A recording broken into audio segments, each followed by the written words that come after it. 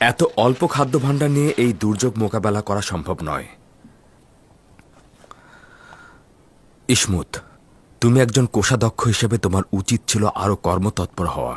উত্তম পন্থা হলো সবসময় আয়কর বৃদ্ধি করা ও জনগণের কাছ থেকে অধিক রাজস্ব আদায় করা। না, এই পদ্ধতিতে অভাবী লোকদের আরো অভাবী করে তুলবে। যদি কেউ অগ্রিম আয়কর প্রদান করতে না পারে তাহলে কি হবে? ধারণা করছি ভরণ পোষণ ও খরচের জন্য আরো উত্তম পথ খোলা রয়েছে। দরুদ আলী জনাব ইউজারশিপ। খোদাবন্দের দরুদ তোমার উপরে। কি হয়েছে ইরানুস? খোদাবন্দের দরুদ তোমাদের উপরে। দরুদ তোমার উপরে ইরানুস। আলী জনাব, হরেনব গতকাল অজ্ঞামহরের ইবাদতখানায় গিয়েছিল। জানি না তাদের মধ্যে কি কথা হয়েছে। আমি হরেনহবকে নিয়ে খুব বেশি চিন্তিত নই। সে কুদরতের প্রতি আকৃষ্ট হতে পারে, কিন্তু আমেনহতেবের বিশ্বাসের খেয়ানতকারী নয়। মনে হয় না এত সহজে নিজেকে বিক্রি করবে। আজ অজ্ঞামহর বানুতির দিদারে এসেছিল। নিশ্চয়ই তারা আপনার বিরুদ্ধে ষড়যন্ত্র করছে। তুমি নিজে তাদেরকে দেখেছ? না, বানুতির খাদেম আমাকে খবর দিয়েছে। আর অজ্ঞামহর চলে যাওয়ার পর বানুতি আমেনহতেবের কাছে গিয়েছে। সন্দেহ নেই যে অজ্ঞামহর তার উদ্দেশ্য হাসিলের জন্যই গিয়েছে। সবকিছুই সম্ভব, তবে এই বিষয় নিয়ে চিন্তিত হবার মতো এমন কিছুই ঘটেনি। আমার আপু পিসের কথা মনে আছে। ওটা খাদেমদেরই ষড়যন্ত্র ছিল। জানি আমুনের ইবাদতখানার খাদেমগণ নিজেদের উদ্দেশ্য হাসিল করতে যে কোনো কাজ করতে তার দ্বিধা করবে না, কিন্তু আমার খোদা মহাপরাক্রমশালী এবং আমি নিজেকে তার উপর সোপর্দ করেছি। যেহেতু আমরা কাজ করছি, সেহেতু আমুনের ইবাদতখানার খাদেমগণ নিজেদের অস্তিত্ব বিপন্ন দেখতে পাচ্ছে। অবশ্যই নিজেদের অস্তিত্ব প্রতিষ্ঠায় সজাগ থাকবেন। তবে আমার বিন্দুমাত্র সন্দেহ নেই যে এই লড়াইয়ে আমি এবং আমার খোদাই বিজয়ী হবে।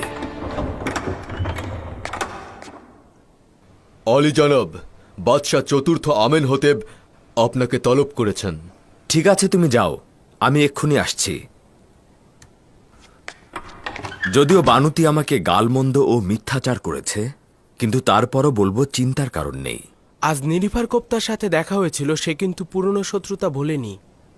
আলী জনাব ইউজারশিপ সম্পর্কে কিছু বলেছে? হ্যাঁ, সে বলেছে সে সুযোগের অপেক্ষায় রয়েছে। আমি তো জানি নিনিফার কোপ্তা বিপজ্জনক লোক, তারপরও বলছি এটা নিয়ে চিন্তার কোনো কারণ নেই। আসছি।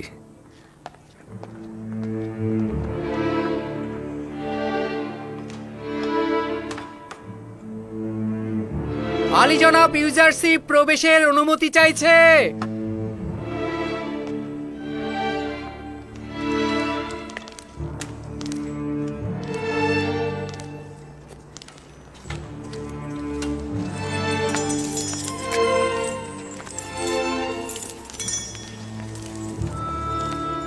দরুদ মহামান্য বাদশাহ। দরুদ বানু। দরুদ হাকিম ইউজারশিপ। খোশ আমদেদ ইউজারশিপ। কাজে এতটাই মশগুল হয়েছ যে আমাকেই ভুলে গেছো। আমার আজিফা আঞ্জাম দিতে মাশগুল ছিলাম। দুধ বলল আপনি তলব করেছেন, খেদমতে হাজির হলাম।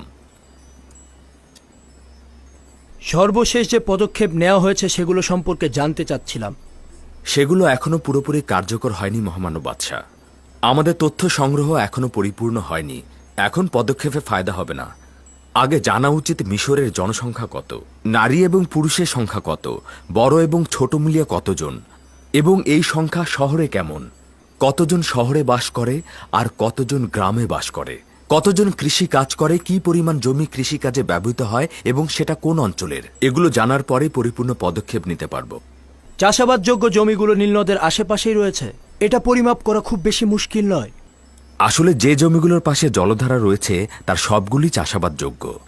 এই নিয়ামতে 7 বছর শুধু নীল নদী পানিপূর্ণ থাকবে না, মহান খোদাবন্দের ইচ্ছায় বৃষ্টি পুরো মিশর দেশের তৃষ্ণা মিটিয়ে দেবে। তোমার একত্ববাদী খোদা কি আমাদের জন্য কাজ করবে?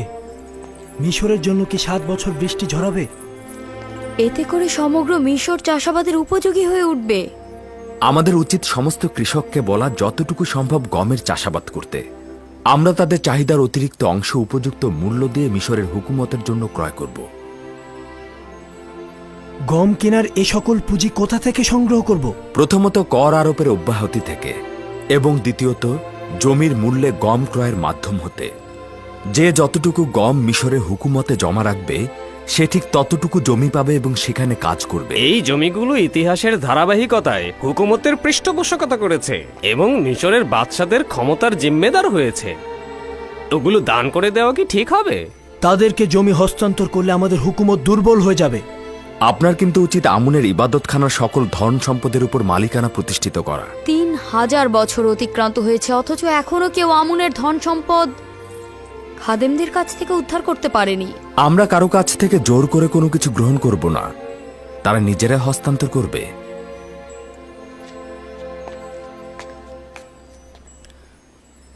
আমি এখনো আমার জবাব পেলাম না। জমিগুলো দান করার ফলে আমাদের হুকুমত দুর্বল হয়ে পড়বে না? এটা অত্যন্ত সহজ। আমরা কাউকে বিনামূল্যে গম দেব না, হোক সে খাদেম হোক সে ধনী লোক। বিনিময় হয় মুদ্রা নতুবা স্বর্ণালঙ্কার অথবা অন্য কোনো সম্পদ লিখে দেবে। এভাবে ক্রমান্বয়ে যা আমরা নিজেদের কৃষককে দান করব সেটা আবার আমাদের মালিকানাতে ফিরে আসবে। যদি ধনী ব্যক্তিরা ও খাদেমগণ নিজেদের গম গুদামজাত করে, তাহলে তো রাষ্ট্রীয় কোষাগারে গম জমা পড়বে না। আপনাদেরকে আশ্বস্ত করছি যে মিশরের হুকুমত ছাড়া কেউ গম গুদামজাতকরণের দুঃসাহস দেখাতে পারবে না। আচ্ছা, ভরণ পোষণ যোগানোর জন্য কি অন্য পন্থার দরকার নেই? কেন নেই? আছে। আপনি অনুমতি দিলে প্রথম ফুরসাতেই আমি জনগণের কাছ থেকে সাহায্য পেতে চাই। আপনি কি নিশ্চিত যে জনগণের কাছে সাহায্য চাইলে তারা সহযোগিতা করবে? আমি আশাবাদী ওরা আমাকে সাহায্য করবে। একটা খবর পেয়েছি, ইবাদতখানার সর্বশ্রেষ্ঠ খোয়াব ব্যাখ্যাকারীর মরাদেহ নীলনদ থেকে উদ্ধার হয়েছে। তার মানে ডুবে মারা গেছে? না, আমার ধারণা তাকে ডুবিয়ে মারা হয়েছে। তার মানে খাদেমগণ তাকে হত্যা করেছে? আলী জনাব, আমার ধারণা হচ্ছে যে ইউজারসিফের খোয়াবের ব্যাখ্যা অনুমোদন করার কারণেই খাদেমরা তাকে শাস্তি দিয়েছে। আমার তা মনে হয় না, তবে হত্যাকারী কে সেটা আমি অনুমান করতে পারছি। খাদেমরা নয়, তাকে হত্যা করতে লোক ভাড়া করা হয়েছে। তাদের স্বেচ্ছাচারিত পাপাচারের মাত্রা ছাড়িয়ে যাচ্ছে। তাদের ব্যাপারে একটু ভাবা উচিত।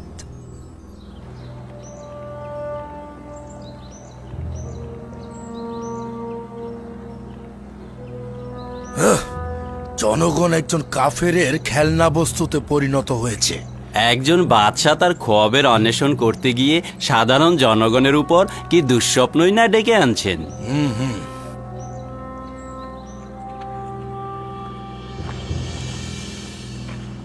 দরুদ আপনার উপর ইউজারশিপ, দরুদ আপনার উপর ইউজারশিপ, দরুদ আপনার উপর, দরুদ আপনার উপর ইউজারশিপ।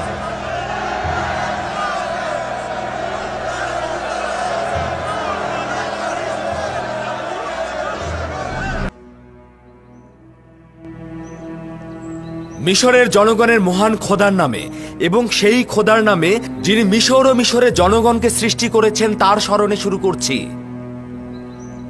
আপনাদের নিকটে আমি অশেষ কৃতজ্ঞ, কেননা আপনারা আমার দাওয়াত কবুল করে আজ এই মজলিসে উপস্থিত হয়েছেন। আপনাদেরকে আজ আমার এই দাওয়াতের উদ্দেশ্য হচ্ছে আপনাদের নিকট হতে সাহায্য চাওয়া। আমাদের লক্ষ্য হচ্ছে দুর্ভিক্ষের 7 বছরের উপায় অন্বেষণ করা। প্রকৃতপক্ষে যদি সত্যি আপনাদের সাহায্য না পাওয়া যায় তবে এই ভয়াবহ দুর্ভিক্ষের মোকাবেলা করা সম্ভব নয়। আমি আপনাদেরকে সকল সত্য বলার সিদ্ধান্ত নিয়েছি এই কারণে যেন আপনারা সিদ্ধান্ত নিতে পারেন। এতে সন্দেহ নেই যে আমরা অবশ্যই ভবিষ্যতের কথা চিন্তা করে গম গুদামজাত করব, কিন্তু আমি আপনাদের কাছে চাইছি আপনাদের প্রয়োজনের অতিরিক্ত গম আপনারা বিনা মূল্যে মিশরের হুকুমতের কাছে জমা রাখবেন। রাজি আছেন?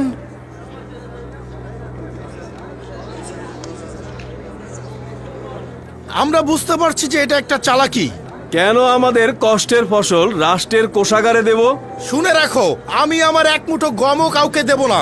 তুমি যদি বিনামূল্যে কাউকে গম দিতে, তুমিও আমাদের মতোই গরিব হয়ে যেতে, সম্পদশালী থাকতে না।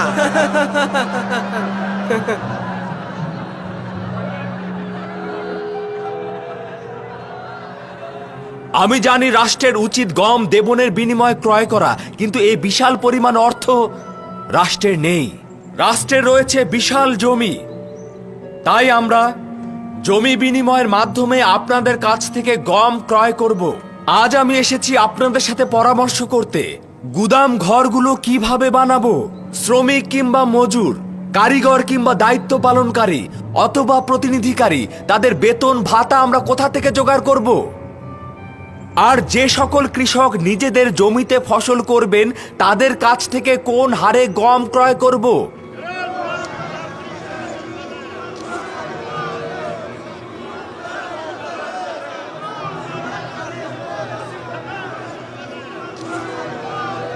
আচ্ছা তুমি বলো।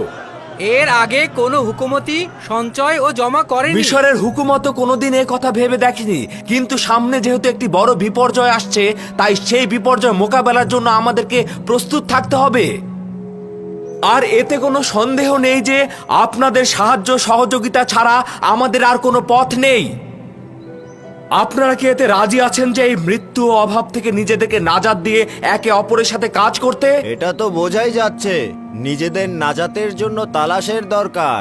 আমরা তো সহযোগিতা করতে চাই, কিন্তু কিভাবে করব? আমি আপনাদেরকে সেই রাস্তা বলে দেব।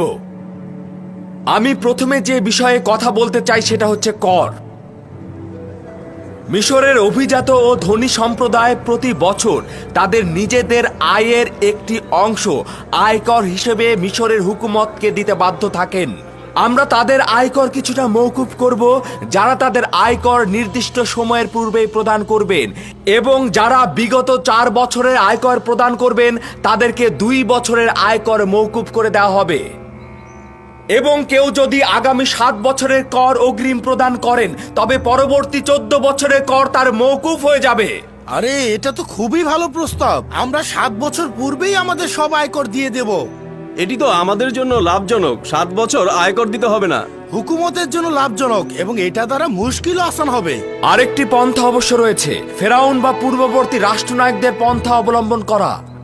আর সেটা হচ্ছে পার্শ্ববর্তী রাষ্ট্রে হামলা এবং সেখান থেকে লুণ্ঠনের মাধ্যমে গম ক্রয়ের প্রয়োজনীয় অর্থ সংগ্রহ করা। তবে সেক্ষেত্রে আপনাদের যুদ্ধের জন্য প্রস্তুত থাকতে হবে এবং যুদ্ধে অংশগ্রহণ করতে হবে। তার মানে কি দুর্ভিক্ষে ধ্বংস হওয়ার পূর্বেই আমরা কি নিজেদের যুদ্ধে জড়িয়ে ধ্বংস করে ফেলবো?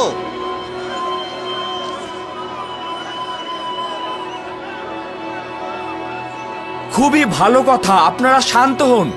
আমিও আপনাদের মতো যুদ্ধে জড়াতে চাই না। তাই যদি যুদ্ধে জড়াতে না চান তবে আপনাদের অবশ্যই উচিত হবে গম ক্রয়ে সাহায্যের হাত বাড়িয়ে দেয়া। আপনারও আপনার পরিবারের ভবিষ্যতের কথা চিন্তা করে আপনাদের অবশ্যই উচিত আয়ের 1/5 রাষ্ট্রকে দেয়া। যদি 1/5 প্রদান করে যুদ্ধের হাত থেকে বাঁচা যায় তবে আমরা এতে অবশ্যই রাজি আছি। যুদ্ধ সবসময় মানুষের রক্তের বিনিময়ে রাজ্যের কোষাগার পূর্ণ করে। আমরা এই যুদ্ধ দেখতে দেখতে ক্লান্ত ও পরিশ্রান্ত। দুরূদ আপনার উপরে জনাব ইউজারশিপ। দুরূদ আপনার উপরে জনাব ইউজারশিপ।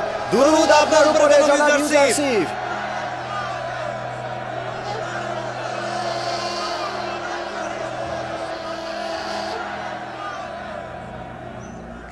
ইউজারশিপ, বাদশার জমিগুলো যদি কৃষকদের নামে বন্টন করে দেয় তাহলে সেটাই হবে ইবাদতখানার বিজয়ের প্রথম ধাপ আর আমাদের প্রথম সুযোগ। কিন্তু যে বিষয়টি ভুলে গেলে চলবে না সেটা হচ্ছে গম গুদামজাত করা। আমরা সাধারণত যে পরিমাণ গম সংগ্রহ করি তার চাইতেও বেশি সংগ্রহ করতে হবে। খুব দ্রুতই দেখতে পাবে যার কাছে অতিরিক্ত গমের ভাণ্ডার থাকবে মিশরের ভাগ্য তার হাতে লেখা থাকবে। তার মানে কি প্রধান খাদেম ইউজারশিপের গম সম্পর্কিত দুর্ভিক্ষের ভবিষ্যৎবাণী বিশ্বাস করছেন? হ্যাঁ, 2টি দলিলের কারণে বিশ্বাস করছি। প্রথমত, খোয়াবের ব্যাখ্যা ইউজারশিপ ছাড়া অন্য কেউ নির্ভুলভাবে তুলে ধরতে পারেনি। দ্বিতীয়ত, বিবেকবান মানুষ সতর্ক থাকে। আমরা আগামীকাল থেকে নিজেদের কয়েকজন প্রতিনিধি নিয়োগ করব গম ক্রয় করার জন্য। কাজটা খুব গোপনীয়ভাবে করতে হবে। যদি ইবাদতখানার গুদাম গমে ভরে ফেলা না হয় তাহলে ভবিষ্যতে কিভাবে ইবাদতখানার স্বাধীনতা হেফাজত করব এবং কিভাবে ইউজারশিপের সঙ্গে লড়াই করব? ইবাদতখানার যদি নিজেদেরই রুটি না থাকে তবে নিঃসন্দেহে ইউজারশিপের সামনে আমাদের মাথা অবনত করে থাকতে হবে।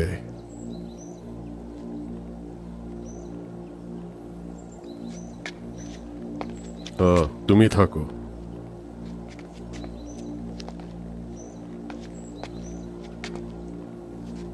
একটি গুরুত্বপূর্ণ কাজের জন্য একটি লোক খুঁজে বের করতে হবে। আমার জন্য একটি কাজ আঞ্জাম দিতে হবে। আদেশ শিরোধার্য।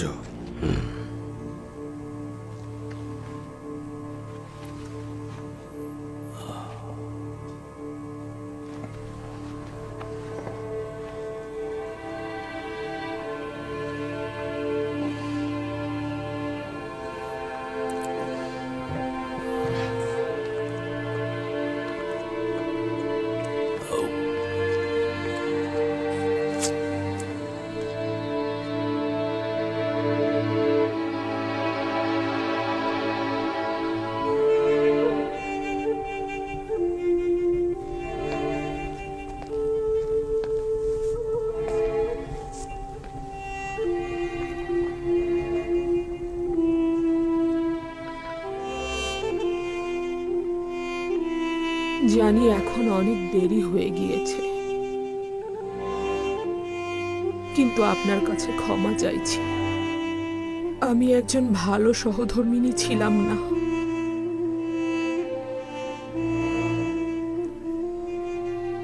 এবং আপনার মর্যাদার মূল্যও বুঝিনি,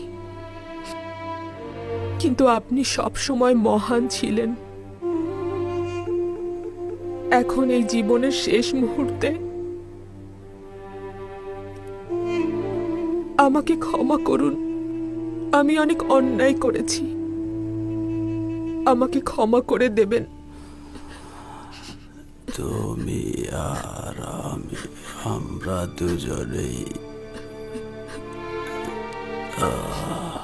ইউজারশিপের উপর জুলুম করেছি। আফসোস, যদি ইউজারশিপ এখানে থাকতো ক্ষমা চেয়ে নিতাম।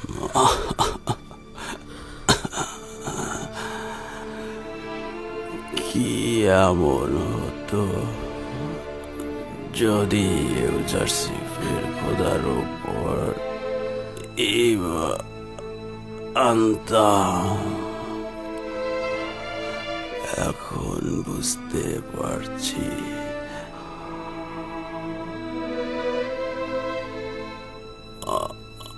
অনেক দেরি হয়ে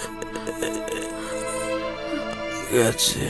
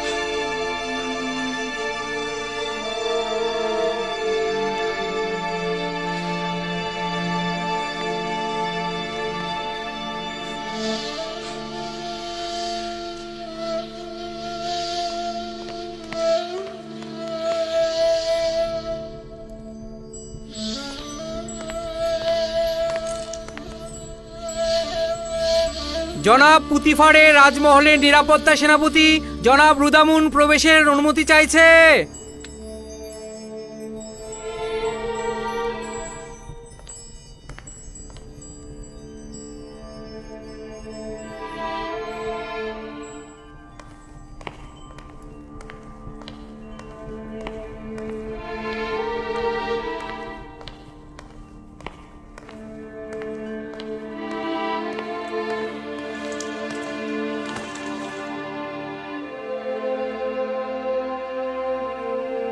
আলী জনাব, একটা দুঃসংবাদ রয়েছে।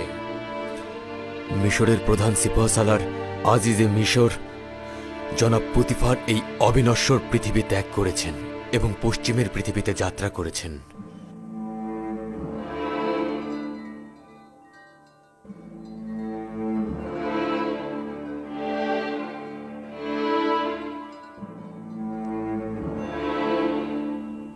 পুতিফার একজন মহান ব্যক্তি ছিলেন। তিনি মিশরের বাদশার খেদমতে অসংখ্য সময় ব্যয় করেছেন। তার ত্যাগ, কুদরত ও উৎসর্গের কাছে মিশর সবসময় ঋণী। আমাদের পক্ষ থেকে তার খানদান ও রাজমহলের সকলের প্রতি সমবেদনা রইল। আমরা তার পশ্চিমের দুনিয়ায় যাত্রা অনুষ্ঠানে অংশগ্রহণ করব।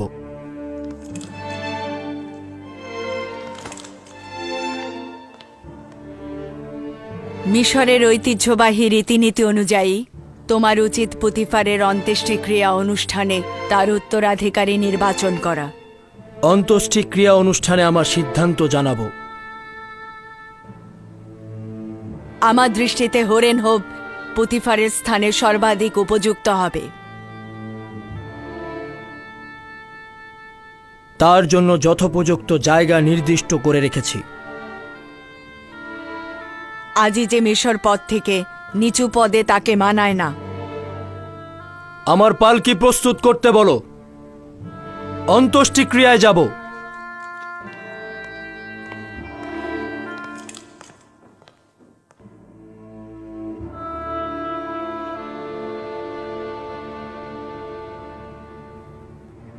দশ থলে।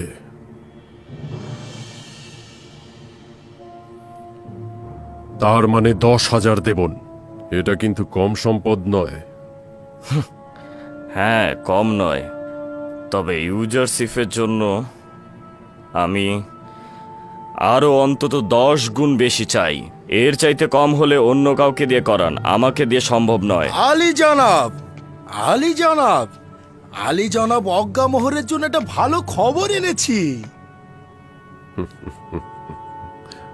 পুতিফার মারা গেছে ঘন্টা খানেক পূর্বেই, আর ঘন্টা খানেক পরেই তার অন্ত্যেষ্টিক্রিয়ার অনুষ্ঠান।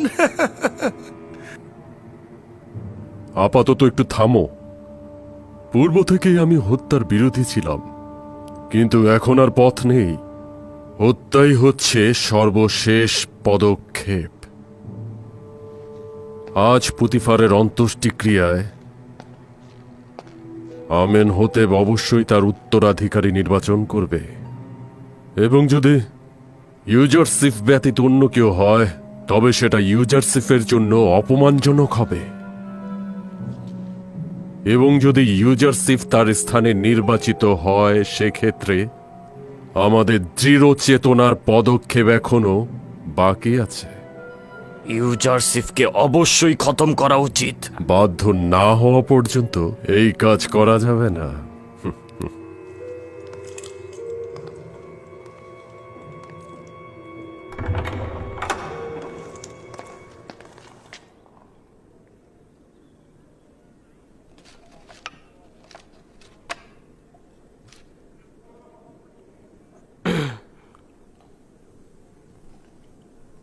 হে খোদার নবী, বাইরের দুনিয়ার খবর রাখেন।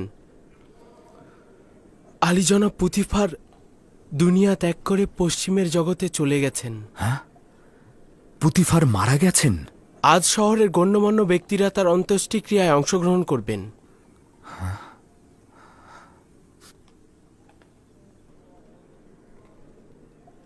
খোদাবন্দ পুতিফারের উপর রহমত বর্ষণ করুক এবং ভুলগুলো ক্ষমা করে দিক। তিনি একজন ভালো লোক ছিলেন। আমি সত্যি তার কাছে ঋণী। তিনি আমার জন্য অনেক কিছু করেছেন।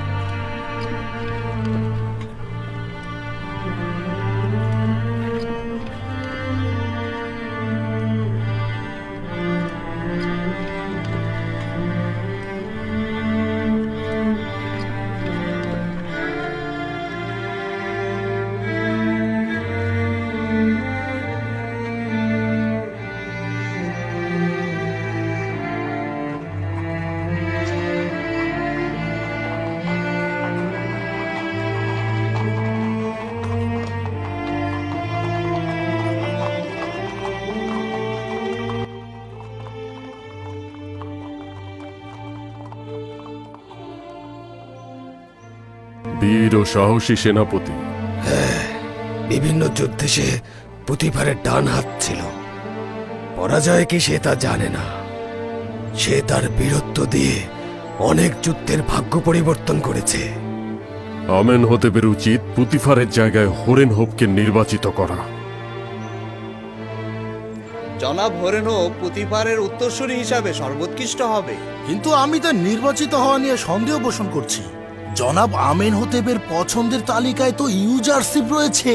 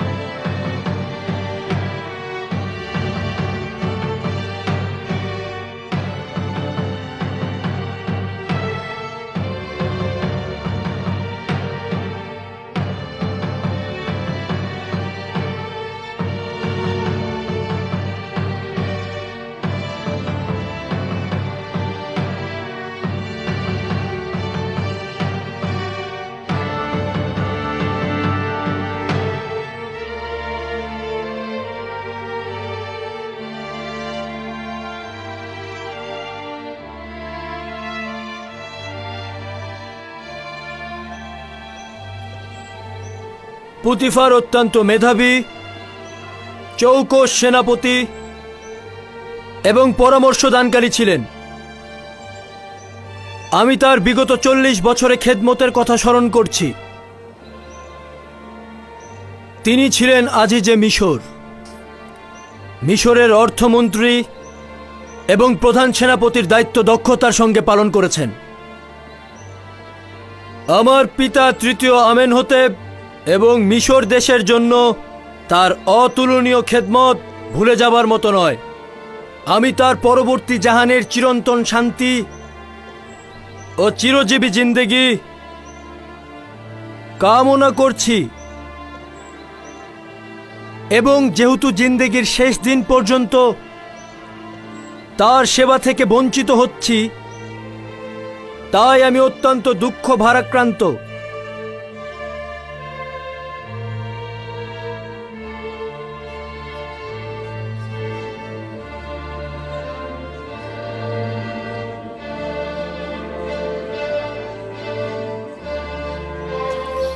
খোদাগণের ইচ্ছায় ধরে রাখো, আজকে ইউজারশিপের পরাজয়ই হবে। হরেনহোপ তার উপস্থিতি দ্বারাই ইউজারশিপের সকল কর্মকাণ্ড ন্যস্ত করে দেবে।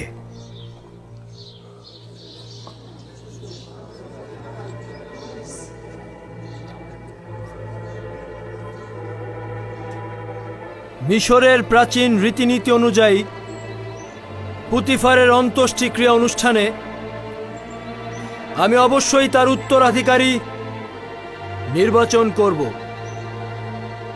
এই ক্ষেত্রে আমি উপযুক্ত ভাবছি ইউজারশিপকে। সে দীর্ঘদিন পুতিফারের বন্ধু এবং মিশরের মানুষজনের কাছে বিশ্বস্ত হিসেবে পরিচিত।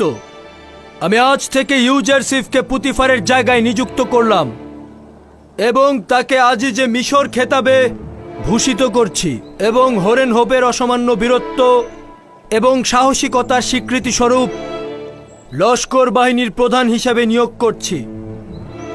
আশা করছি দুইজনই তাদের দুইজনের কাজ সচারুভাবে সম্পন্ন করতে সক্ষম হবেন এবং প্রাচীন সভ্যতার দেশ মিশরকে গৌরবের শীর্ষে তুলে ধরতে সক্ষম হবেন।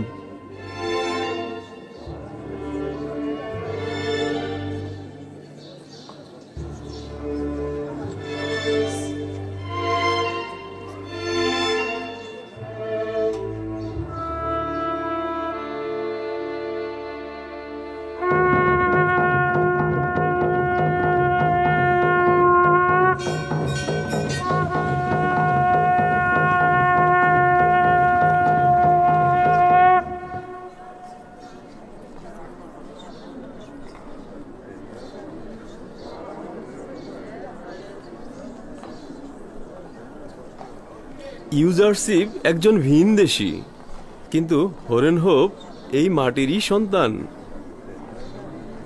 তার মানে হরেনহোপকে এখন থেকে ইউজারশিপের আদেশ আমল করে চলতে হবে। এই সিদ্ধান্ত বিবেক সম্পন্ন নয়।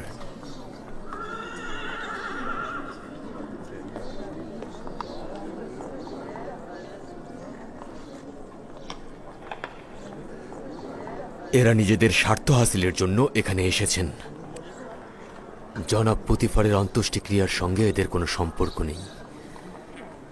চলুন যাওয়া যাক। এই ভাও খাওয়া লোকগুলোর কাজই এই। চলো।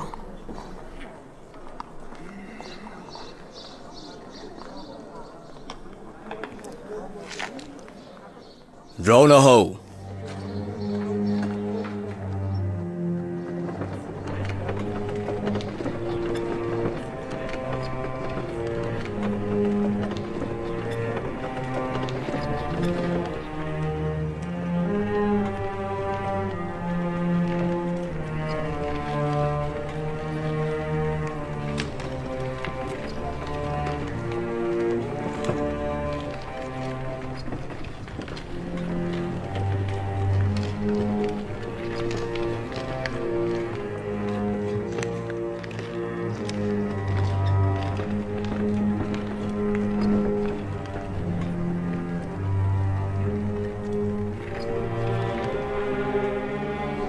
উপায় একটাই, আমরা প্রথমে যা চেয়েছিলাম।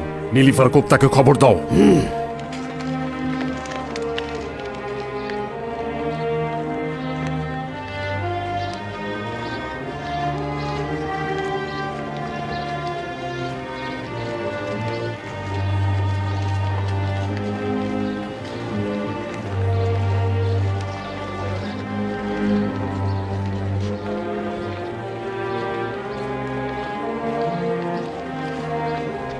জনাব হরেনহোপ, এটা ইনসাফ হয়নি।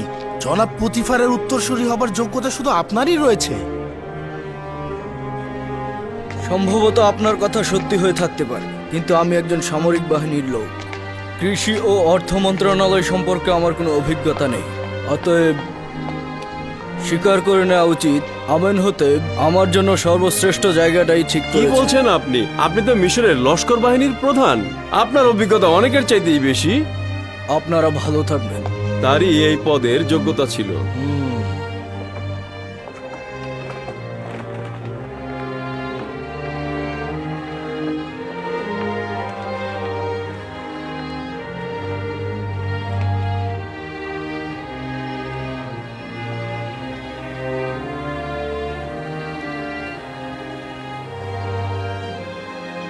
পুতিফার মহৎ হৃদয়ের মানুষ ছিলেন।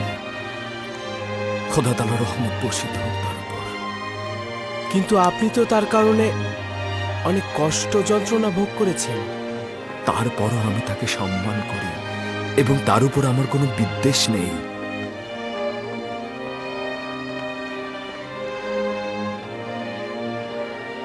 হায় আফসোস, যদি তাকে আমার পূর্বপুরুষ ইব্রাহিম খলিলের দিনের দিকে দাওয়াত করতাম।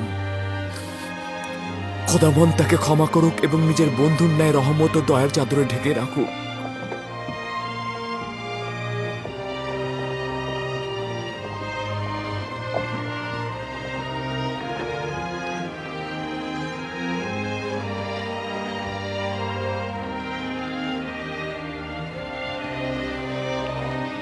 চলো, রওনা করো।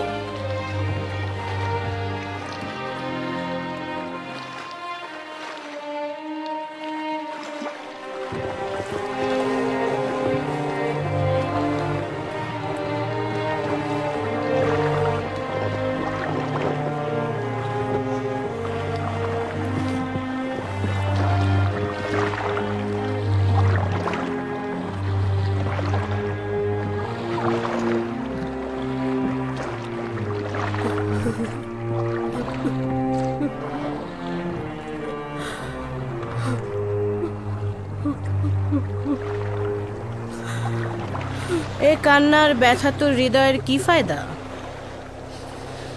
যখন পুতিফারের প্রতি চিন্তা করা দরকার ছিল তখন করেননি, যখন তাকে ভালোবাসা উচিত ছিল তখন বাসেননি। কেউ মৃত্যু থেকে পালাতে পারে না। যদিও আমি তার মৃত্যুতে শোকাহত, কিন্তু এর থেকেও বেশি ব্যথিত, কারণ আমি তাকে যে কষ্ট দিয়েছি সেটা আমাকে পোড়াচ্ছে। আমি আমার নাফসের চাহিদা পূরণ করতে গিয়ে পুতিফারকে অনেক বেশি কষ্ট দিয়ে ফেলেছি। আমি জানি এগুলো সব কিছুর মূলে রয়েছে ইউজারসিফ। আপনাকে কতবার সতর্ক করেছিলাম, কতবার বলেছি নিজের নফসকে সংযত করুন, কিন্তু আপনি আমার কথা শোনেননি।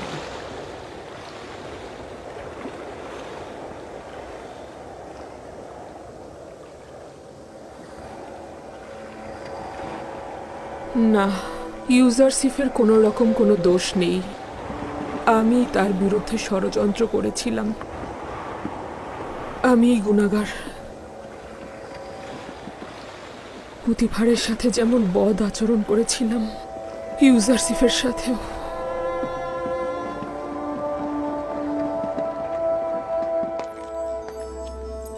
ইউজারসিফ একজন ভিনদেশী। আমাদের ভাগ্যলিপির উপরে তার আধিপত্য বিস্তার করতে দেয়া ঠিক হবে না। সে মিশরে বড় হয়েছে এবং প্রশিক্ষণ প্রাপ্ত হয়েছে। মিশরের জনগণের প্রতি সে সহানুভূতিশীল এবং রাজ্য পরিচালনায় তার দক্ষতা রয়েছে। কেন হরেন হোপকে পুতিফারের স্থানে নিয়োগ দিলে না তুমি? বানু, হরেন হোপ সামরিক বাহিনী প্রধান। কৃষি ও অর্থ মন্ত্রণালয় সম্পর্কিত বিষয়ে তার কোনো দক্ষতা নেই, বরং প্রধান সিপাহসালার পদটি তার জন্য অধিক যোগ্যতা সম্পন্ন, যা বাদশাহ তাকে দিয়েছেন। তোমরা সবাই কাফের হয়ে গিয়েছো। তুমি ও তোমার পতি দেবতা ইউজারসিফ সবাই কাফের। আমুন খোদা ও মিশরের আইনের উপর তোমাদের ঈমান নেই।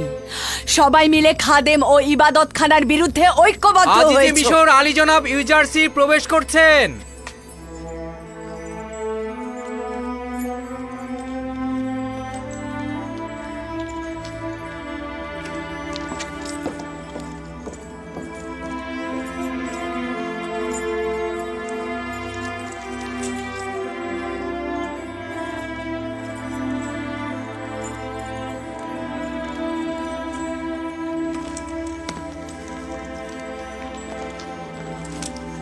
দরুদ মিশরের শক্তিশালী ও দয়ালু বাদশাহ। দরুদ আজিজে মিশর হাকিম ইউজারসিফ।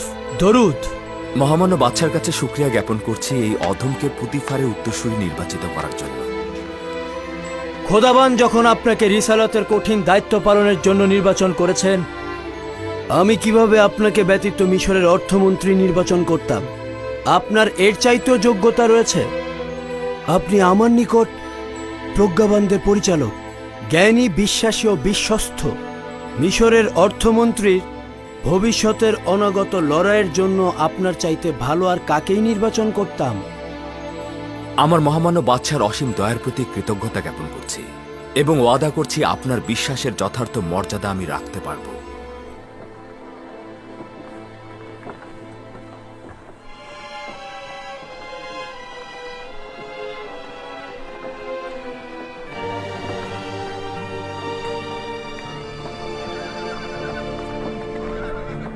এই কত বস্তা গম রয়েছে? প্রায় 100 বস্তা। আরো কি সরবরাহ করতে পারবে? মুদ্রা দিলে যত চান ততই দেওয়া যাবে, সমস্যা নেই। দাম কত? এই কয়েকদিনে দাম একটু বেড়ে গেছে। সবাই গম কিনে কিনে সঞ্চয় করে ফেলছে। প্রতি বস্তার মূল্য পড়বে 50 দেবন। আমরা প্রতি বস্তার জন্য 5 দেবন বেশি দেব। যতটা পারো সংগ্রহ করো আর ইবাদতখানার গুদামে হস্তান্তর করো। তোমরা যা চাও তার চেয়ে বেশি দেব। এগুলো আমাদের অগ্রিম বায়না, বাকিগুলো হস্তান্তরের পর। আচ্ছা আচ্ছা, ঠিক আছে।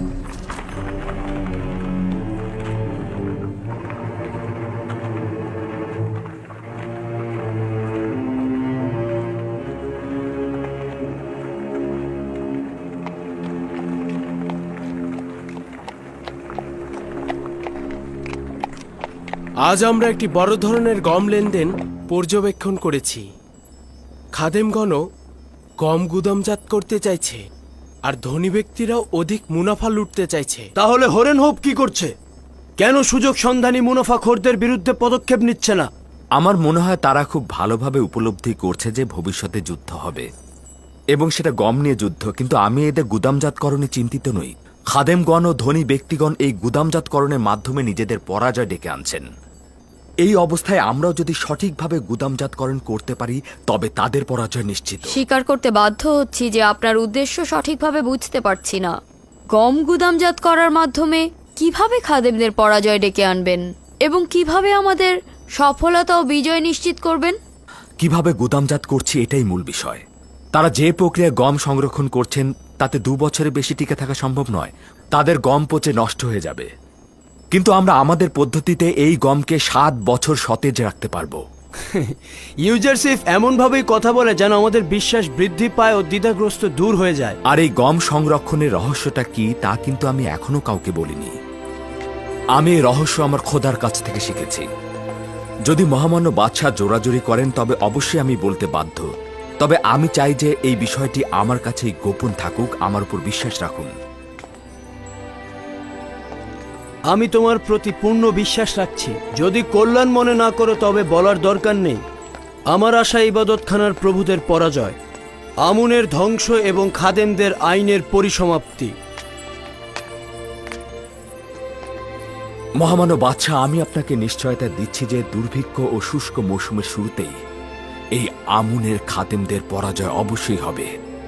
আমি ছোটবেলা থেকে আমুনের ইবাদতখানা এবং অন্যান্য ইবাদতখানার খাদেমদের দাম্ভিকতার সাক্ষী ছিলাম, এবং দিনের পর দিন ওদের উপর আমার অভিশাপ বেড়েই চলেছে। যতক্ষণ পর্যন্ত না আমুন ও তার খাদেমগণদের কুদরতের পালকি থেকে টেনে নামাচ্ছি, আমি শান্ত হচ্ছি না। আপনার সাথে আমি পুরোপুরি একমত, এবং এই মাকসাদে পৌঁছানোর জন্য প্রস্তাব করছি যে প্রথমে আমুনের স্থায়িত্বের ভিত্তিকে ধ্বংস করবেন, অতঃপর আমুনকে। 2টি মূল ভিত্তি হল জনগণের মাঝে আমুন বিশ্বাসের শেকড় এবং ইবাদতখানায় রক্ষিত ধন সম্পদ। যতক্ষণ এই 2টি ভিত্তি থাকবে ততক্ষণই আমুন ও তার খাদেমরা বেঁচে থাকবে। সেই সময় আর বেশি দূরে নয় যখন আমুনের খাদেম ও তার খোদাদের পরাজয় ঘটবে। অজ্ঞামোহরের শেখর শুকিয়ে ফেলা এত সহজ নয়। তাদের সব জায়গায় প্রভাব রয়েছে। এমনকি আমার মাতা বানুটিকেও বিশ্বাস করতে পারছি না, এবং আমি চিন্তায় থাকি হয়তো প্রথম আঘাত তার কাছ থেকেই আসবে। এটা একটি লড়াই মহামান্য বাদশাহ। গোয়েন্দা বৃত্তি ও সংবাদ সংগ্রহ একটি সাধারণ ঘটনা। এমনকি এও সম্ভাবনা রয়েছে যে হত্যা করে নিশ্চিহ্ন করে দিতে পারে। যেমন করে ইতোপূর্বে খাদেমগণ কর্তৃক মরহুম বাদশাহ ও তার পরিবারকে হত্যার চেষ্টা করা হয়েছিল। জনাব ইউজারসিফ, আপনি কি রাজমহলে খাদেমদের যোগাযোগ সম্বন্ধে কিছু জানেন? প্রথমত রাজদরবারের লোকজন ও ইবাদতখানার খাদেমদের মধ্যে যোগাযোগের উৎস সন্ধান করা হয়েছে। এখন চোখে চোখ রাখা হচ্ছে, প্রয়োজন হলে হামলা করে তাদেরকে নিশ্চিহ্ন করে দেয়া হবে। না, রক্তপাত করার বিষয়ে আমি একমত নই। জনাব ইউজারসিফের উদ্দেশ্য হত্যা নয়, অর্থাৎ তাদের হত্যার প্রয়োজন নেই। শুধু রাজমহল থেকে বের করে দিলেই হবে। আপনি কি বলছেন দালাল চক্রকে রাজমহলে শনাক্ত করেছেন? জি আমার বানু, খুব দ্রুতই তাদেরকে চিহ্নিত করা হবে। চিন্তার কোনোই কারণ নেই।